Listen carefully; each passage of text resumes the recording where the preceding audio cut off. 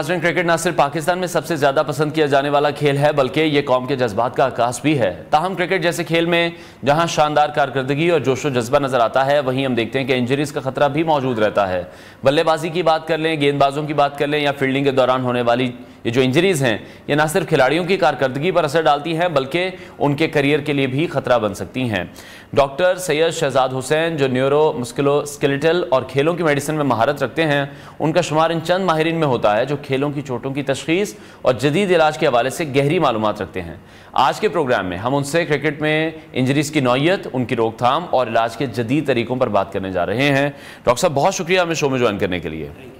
سب سے پہلے تو سب سے زیادہ پسند کیا جاتا ہے پاکستان میں کرکٹ، ہر دوسرا بچہ جو ہے وہ کرکٹ کھیلتا ہے یا کھیلنا چاہتا ہے، لیکن ہم نے دیکھا کہ جو انجریز ہیں وہ بہت سے ہمارے پلیئرز ہیں، ان کا کیریئر خراب بھی ہوا، انٹرنیشنلی ہم نے دیکھا کہ ان کے کیریئر خراب ہو جاتے ہیں۔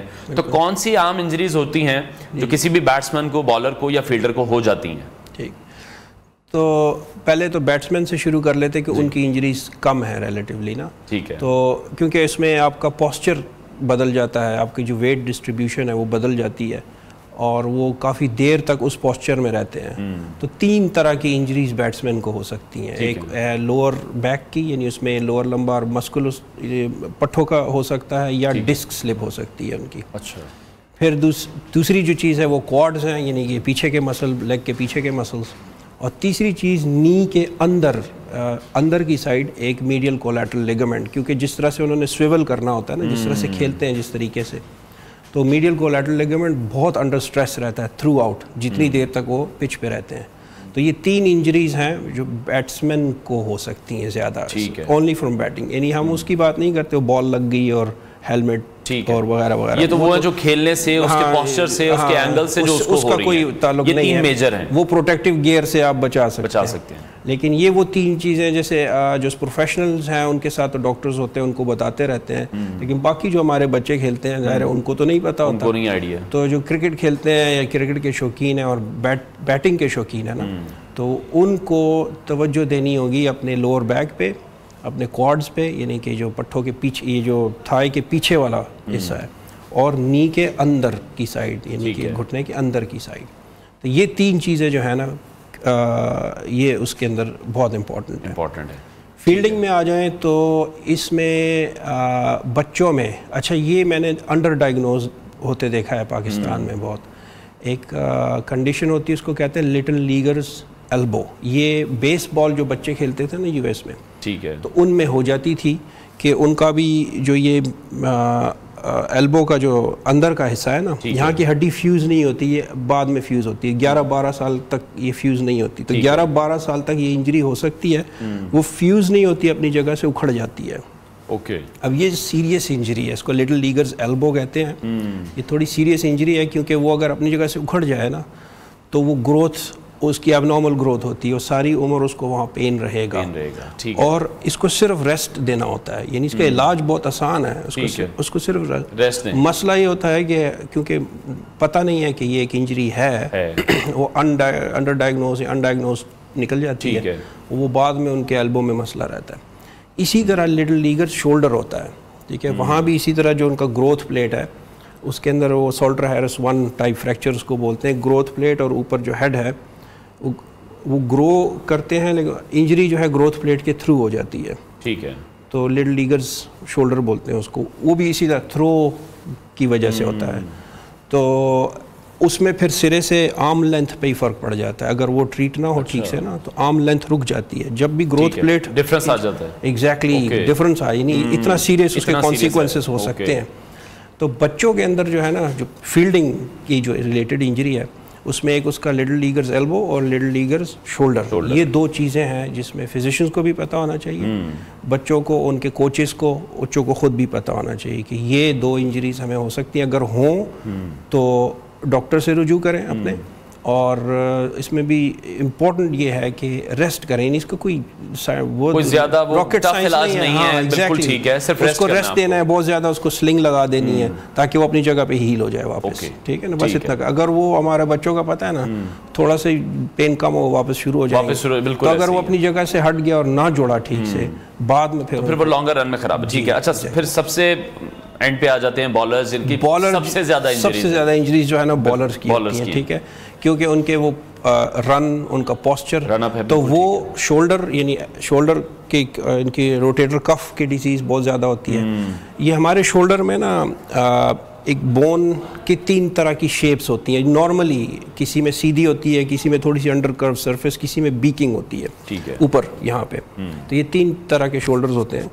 تو اس میں بالرز میں اگر وہ انڈر سرفیس کروڈ ہو یا بیکڈ ہو نا، تو ان کو دیر ایٹ رسک آف رپچرنگ دیر روٹیٹر کف مسل، جو کہ عمران خان کو تھا. اچھا جی، ٹھیک ہے نا. تو یہ مسئلہ جو ہے ہمارے کئی فاسٹ بالرز کو یہ ہو چکا ہوا ہے کہ وہ انڈر سرفیس. تو یہ ایک چیز ہے، اگر پروفیشنلی پہلے سے پتہ چل جائے کہ انڈر سرفیس ٹھیک نہیں، تو سرجنز جا کے اس کو سیدھا کر سکتے ہیں. تو وہ ان کی اوپریٹو ڈسپوزیشن کم ہو جاتی ہے، وہ they can continue playing normally. اس کے علاوہ بھی یہ ریپیٹیٹو اسٹریس اگر یہ نہ بھی ہو تو بھی روٹیٹر کف ان کو ہو سکتا ہے، ٹھیک ہے. اسی طرح اپر بیک ہے، لوور بیک انجری، وہی ہیمسٹرنگ انجری، وہی نی کی انجری، اور اینکل، یعنی کہ اوپر سے لے کر نیچے تک بالر بیچارے پہ نا جب انہوں نے لینڈ کرنا ہے، ایگزیکٹلی جب انہوں نے لینڈ کرنا ہے نا، they have to be very careful. اور اینکل سب سے زیادہ مشکل ہے اس کو مینیج کرنا اینکل کے، کیونکہ اینکل کے ارد گرد اتنے امپورٹنٹ لیگامنٹس ہیں اینکل سٹیبلٹی کے لیے. اینکل ایک بڑا کمپلیکس سے جوائنٹ ہے، اس کی سٹیبلٹی کے لیے اتنے سارے لیگامنٹس ہیں کہ اس میں سے ایک بھی اگر اسپرین ہو جائے، لوز ہو جائے، یا کٹ جائے یا پھٹ جائے نا، تو پورا کا پورا جوائنٹ میل الائن ہو جاتا ہے. اور اینکل کے اندر یہ مسئلہ ہے کہ اگر اس کو ریسٹ نہ دیا گیا، یعنی اس کو اگر پراپرلی ویٹ اس کے اوپر سے اٹھا لینا، یعنی کرچز دینے ہیں، ویٹ اٹھا لینا اس کے اوپر سے نہ دیا گیا، اس میں بہت جلدی آرتھرائٹس شروع ہو جاتا ہے. بہت جلدی وہاں سے بگڑنا شروع ہو جاتا ہے. اچھا، میں نے ڈاکٹر صاحب آپ بالکل ٹھیک کہہ رہے ہیں، اس پر شاید اتنا فوکس نہیں کیا جاتا. ہمیں زیادہ فکر اپنے گھٹنوں کی رہتی ہے، نیز کی رہتی ہے. ہم نے اینکل پہ کبھی فوکس اس طرح سے کیا نہیں ہے، اس کو بہت ایزی لیا جاتا ہے، بہت ایزی لیا جاتا ہے. حالانکہ نی کے اندر ریزیلینس زیادہ ہے. اینکل آپ خود سوچ رہے ہیں کہ جتنا آپ نیچے جاتے ہیں اتنا ویٹ بڑھتا جا رہا ہے. تو اینکل چھوٹا سا جوائنٹ ہے، پورے باڈی کا وزن اٹھا رہا ہے وہ. اور پھر جب آپ لینڈ کرتے ہیں، فاسٹ بالر اسپیشلی لینڈ کر رہے ہیں، تو وہ بیچارے چھوٹے چھوٹے سے tendons and ligaments they tearing the whole brunt, ٹھیک ہے. تو وہ اینکل کو بچانے کے لیے اچھے شوز، پروٹیکٹیو گیئر، اور اپنا رن اپ ٹھیک رکھنا، ٹھیک ہے. اور جیسے ہی انجری ہو اسٹاپ اٹ، پھر ریسٹ پہ جانا. اور یہ ایتھلیٹس کی بہت بڑی پرابلم ہے، بہت بڑا مسئلہ. میں خود بھی ان چیزوں کو فیس کر چکا ہوں. ہم بریک میں بھی ڈسکس کر رہے تھے کہ ہم لوگ پھر رکتے نہیں ہیں، یہ سب سے بڑی پرابلم ہے. اچھا، ڈبل اسپیشلائزیشن آپ کی ریڈیولوجی میں، ایمرجنسی میڈیسن میں، ان چیزوں کے پھر امیڈیٹ حل کیا ہیں؟ چلے ریسٹ تو آ گیا، obviously وہ کنڈیشن کے حساب سے ڈاکٹر ہی بتائے گا، لیکن اگر کوئی بیسک آپ بتانا چاہتے ہو کہ یار اگر یہ انجری ہو گئی ہے تو اس کے اس طرح سے آپ کور کر لیں. جی ایگزیکٹلی. پہلے تو 4 چیزیں جو ہے نا وہ کہ یہ ہو ہی نہ روکنے کے لیے نا، تو اس میں پہلے اسٹرینتھنگ ایکسرسائز، یعنی جو بیٹسمین ہے تو وہ اپنے لوور بیک اسٹرینتھنگ ایکسرسائز کرے گا، ٹھیک ہے. اس سے کوڈ اسٹرینتھنگ ایکسرسائز کرے گا وہ. دوسری چیز جو ہے وہ ہے وارم اپ. بغیر وارم اپ کے نہ شروع کریں، ٹھیک ہے. وارم اپ سے یہ ہوتا ہے کہ آپ کے مسل ایک اپروپریٹ لینتھ پہ آ جاتے ہیں، ٹھیک ہے نا. جب وہ اپروپریٹ لینتھ پہ آتے ہیں نا تو فلیکسیبلٹی ان کے اندر بڑھ جاتی ہے، ان کے اندر انجر ہونے کی ایبلٹی کم ہو جاتی ہے، ٹھیک ہے. تیسری چیز اور چوتھی، یہ دو چیزیں ہیں نا، یہ پاکستان میں بہت، اور یہ سب کے لیے، اسپورٹس مین کے لیے، ایک ہائیڈریشن، پانی ہم نہیں پیتے، پانی ہم نہیں پیتے، بہت کم پیتے ہیں. اور دوسری چیز الیکٹرولائٹس ہے. ایک تو ہماری ڈائٹ ایسی ہو چکی، دوسرے ہمارے پانی ایسا ہو چکا کہ وہ جو اسینشیل الیکٹرولائٹس تھے نا وہ اب ہمیں نہیں ملتے. اس میں بھی میری کئی ڈائٹیشن سے اس کے اوپر بات ہوئی ہے. تو جتنے ہم نے انہوں نے چیک کیے کہ ہماری ڈائٹ زنک اور میگنیزیم، اب ہم جو ہے نا ملٹی وائٹامنس تو لیتے رہتے ہیں نا، زنک میگنیزیم شاید سنا بھی نہ ہو آپ نے، زنک اور میگنیزیم میں بہت ڈیفیشنٹ ہے. اور میگنیزیم جو ہے نا، زنک آپ کے نیورولوجیکل نرو کے جتنے فنکشنز ہیں، اور میگنیزیم جو ہے وہ آپ کے جتنے مسکولر فنکشنز ہیں ان کے لیے بہت ضروری، اس کے لیے بہت ضروری ہے. بلکہ کسی کو اسپرین ہو جائے، وہ زنک میگنیزیم سپلیمنٹ لے، کوئی پین کلر نہ لے، تو 1-2 دن میں ٹھیک ہو جائے گا. اتنا فوراً پین کلرز پر چلے جاتے ہیں، اسٹریٹ اوے فورن کلرز پہ چلے جاتے ہیں. ٹھیک ہے. تو یہ 4 چیزیں ہیں، ایک تو اسٹرینتھننگ ایکسرسائزز، ٹھیک ہے، وارم اپ، ہائیڈریشن، اور چوتھی چیز الیکٹرولائٹس. اور اس میں بھی زنک میگنیزیم کو یہ اکثر اکٹھے ہی آتے ہیں، اگر آپ کوئی بھی سپلیمنٹ لیں گے ساتھ ہی ہوتے ہیں. ہاں، اور اس کو یہ کہا جاتا ہے کہ وائٹامن ڈی کے ساتھ اگر آپ لیتے ہیں تو پھر وہ زیادہ، دیکھیں وائٹامنس کی اپنی، ہاں وائٹامنس کی اپنی ویلیو ہے، ٹھیک ہے، ملٹی وائٹامنس کی اپنی ویلیو ہے. وائٹامن ڈی کی ڈیفیشنسی جو ہے نا، اگر آپ باہر نکلتے ہیں دھوپ میں مشکل ہوتی ہے، وہ کور ہو جاتی ہے آپ کی. اسینشیل وائٹامنس کی ڈیفیشنسی ہو سکتی ہے پاکستان میں، اگر وہ آپ سپلیمنٹ لینا چاہیں تو کوئی اس کے اندر مسئلہ نہیں ہے. ہاں، لیکن یہ نون ہے، لوگ لیتے رہتے ہیں.